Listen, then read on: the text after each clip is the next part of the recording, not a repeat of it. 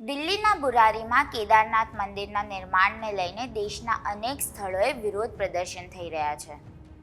હવે જ્યોતિષપીઠના શંકરાચાર્ય સ્વામી અવિમુક્તેશ્વરાનંદે આને લઈને મોટા આરોપ લગાવ્યા છે। તેમણે આરોપ લગાવ્યો છે કે કેદારનાથમાં સોનાનું કૌભાંડ થયું છે તે મુદ્દો કેમ ઉઠાવવામાં આવતો નથી।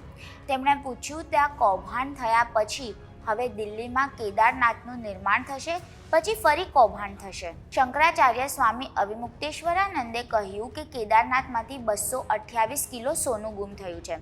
આજ સુધી તેના પર કોઈ તપાસ હાથ ધરવામાં આવી નથી। આના માટે કોણ જવાબદાર છે? હવે એવું કહેવામાં આવી રહ્યું છે કે કેદારનાથ દિલ્હીમાં જ બનશે, આવું ન થઈ શકે। તમને જણાવી દઈએ કે શંકરાચાર્ય સ્વામી અવિમુક્તેશ્વરાનંદે 14 જુલાઈએ દિલ્હીમાં કેદારનાથ મંદિરના નિર્માણને લઈને પોતાની નારાજગી વ્યક્ત કરી હતી। તેમણે કહ્યું હતું કે રાજધાની દિલ્હીમાં કેદારનાથ ધામના નામે મંદિર બનાવવાની જરૂર કેમ છે? તેમણે તેને કેદારનાથ ધામની ગરિમા અને મહત્વ ઘટાડવાનો પ્રયાસ ગણાવ્યો છે।